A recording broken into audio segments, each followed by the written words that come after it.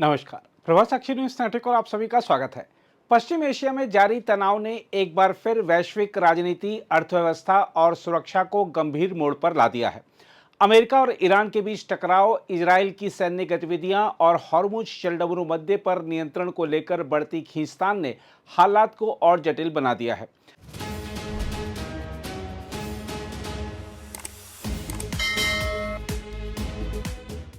ताजा घटनाक्रम संकेत देता है कि कूटनीतिक प्रयास फिलहाल ठहराव की स्थिति में हैं और संघर्ष का खतरा लगातार बढ़ रहा है।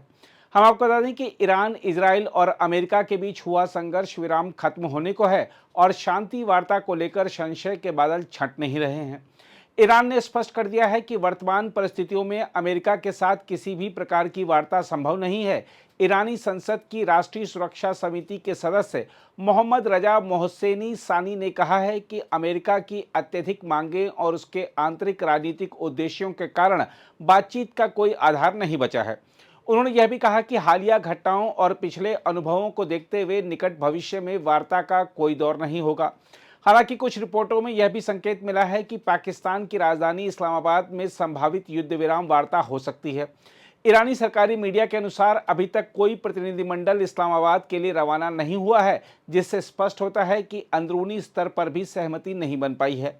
वहीं अमेरिका से इस प्रकार की भी खबरें थीं कि अगर शांति वार्ता आगे बढ़ती है और समझौते की स्थिति बनती है तो खुद अमेरिकी राष्ट्रपति डोनाल्ड ट्रंप उस पर अंतिम मुहर लगाने के लिए इस्लामाबाद जा सकते हैं या शांति वार्ता में ऑनलाइन जुड़ सकते हैं।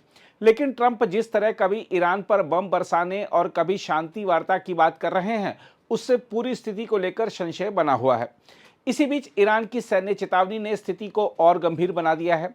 खत्म अल अंबिया मुख्यालय के कमांडर अली अब्दुल्लाही ने कहा है कि यदि किसी भी प्रकार की शत्रुतापूर्ण कार्रवाई दोबारा होती है तो ईरान तुरंत और निर्णायक जवाब देगा।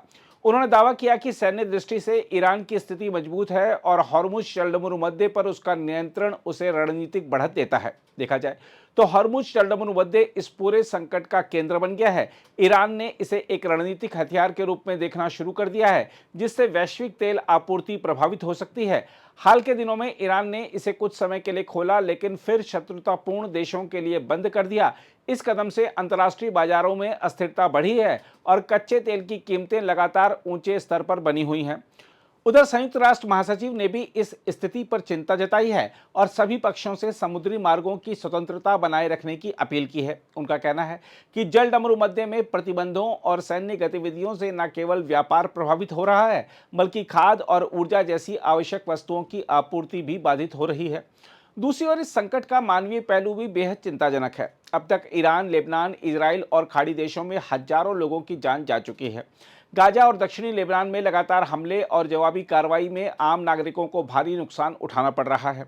लेबनान की रिपोर्टों के अनुसार इजरायली सेना ने कई गांवों में तोपखाना चलाया और घरों को ध्वस्त किया, जिससे व्यापक तबाही हुई है। इसके साथ ही इजरायल ने अपने सैन्य अभियान को जारी रखने का संकेत दिया है।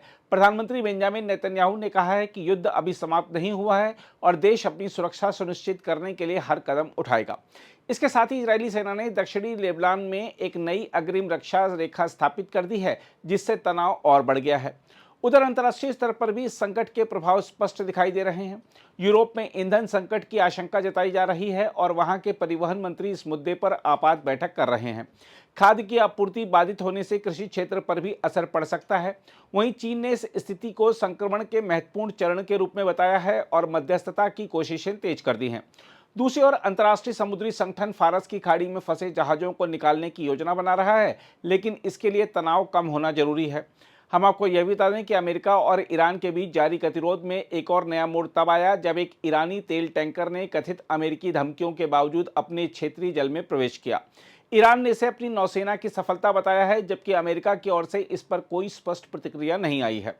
इस पूरे घटनाक्रम में एक और महत्वपूर्ण पहलू यह है कि संघर्ष केवल क्षेत्रीय नहीं रहा, बल्कि वैश्विक संकट का रूप ले चुका है। ऊर्जा सुरक्षा, समुद्री व्यापार और कूटनीतिक संतुलन सभी इस तनाव से प्रभावित हो रहे हैं। विश्लेषकों का मानना है कि भले ही सीमित स्तर पर युद्ध विराम हो जाए, लेकिन मूल समस्याओं का समाधान अभी दूर है। यदि कूटनीतिक प्रयास विफल रहते हैं तो आने वाले दिनों में यह संकट और गहरा सकता है, जिससे वैश्विक स्तर पर व्यापक प्रभाव देखने को मिल सकते हैं।